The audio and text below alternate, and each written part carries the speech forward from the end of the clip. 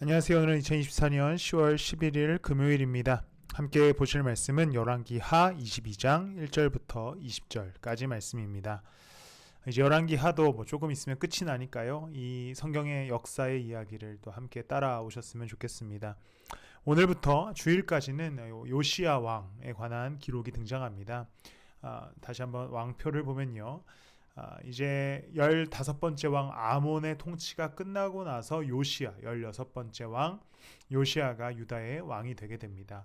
요시야는 8살 때 왕이 돼요. 그 이야기는 우리가 나눴던 역대하에 등장하는데 나중에 또 다시 다룰 일이 있고요.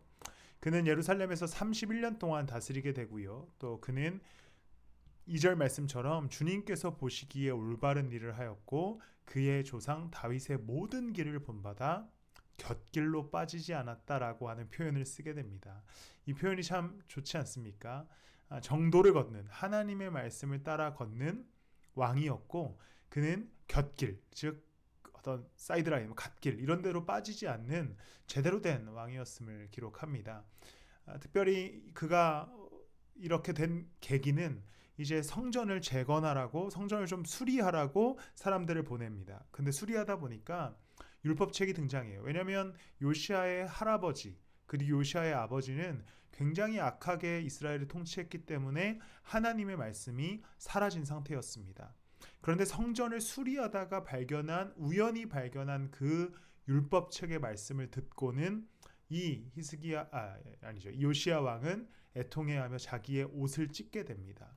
그리고 나서 이제 하나님의 말씀을 듣게 되는데 그것은 깊이 뉘우치고 지금 회개하고 겸손하게 무릎 꿇고 하나님을 왕으로 인정하고 옷을 찢고 내 앞에서 통곡하였다.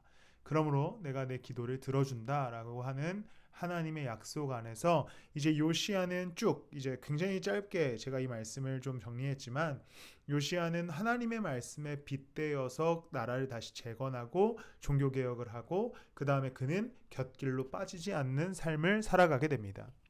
하나님의 말씀을 발견한 요시야는 말씀 앞에 즉각적으로 반응합니다.